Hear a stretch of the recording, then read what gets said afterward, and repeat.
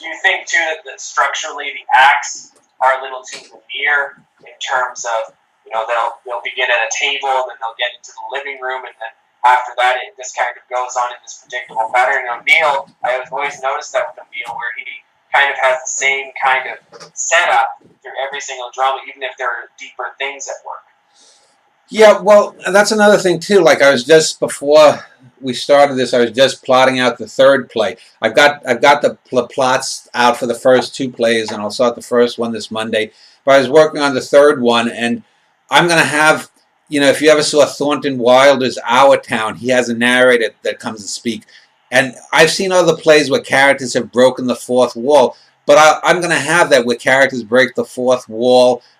Where a character may play the same character over a 30 or 40 year period from childhood on, played by the same actor.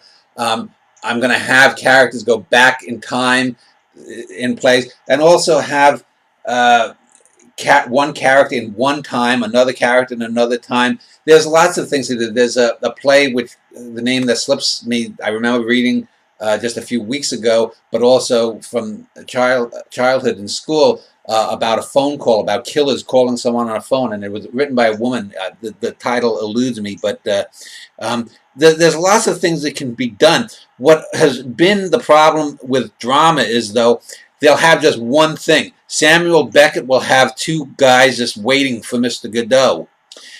Samuel Beckett will have a guy in a garbage can or a woman buried in a mound. But nothing more is done by that. I've talked before about a painting like Christina's World, where if you took the bottom right quadrant of that painting, it looks like an action painting by Jackson Pollock. But it's a much greater painting because when you go to the full four quarters, it's something far deeper than anything a Pollock painting can do.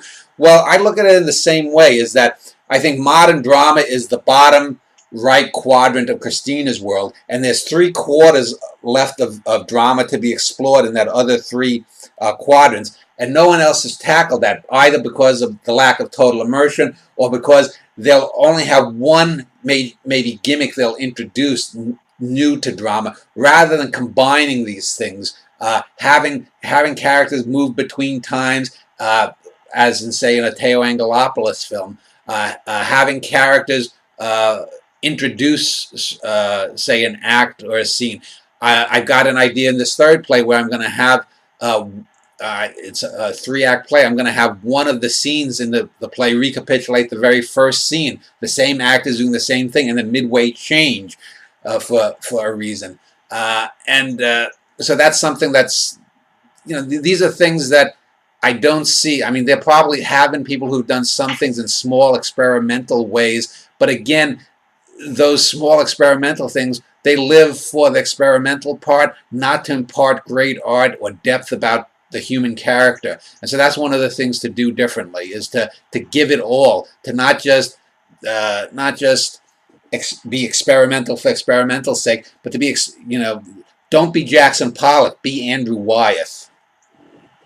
When you refer to Christina's World and the bottom right quadrant being kind of just abstract expressionist, and you mentioned Samuel Beckett, I've always thought of him as he's kind of one of those gimmicks writ large, rather than using it more as a tool. It's kind of like the rap artist of modern drama, in that he's taking an element that should be just partially used and kind of inflating it for his own purposes. Beckett is kind of, I think, a living example of an artist who's an important artist because of the innovations that he brought, but he wasn't a great artist because nothing, not even Waiting for Godot, is that engaging.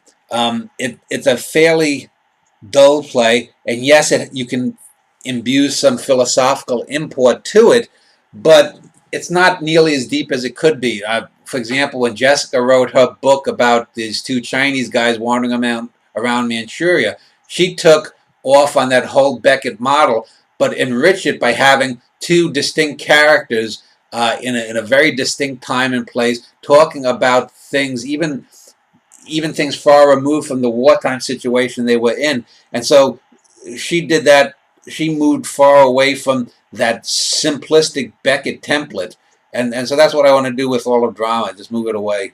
when the two characters unite in that book too, it's an interesting technique in that that's something that Beckett would have enlarged, but she uses it very subtly towards the end. Well, I don't know.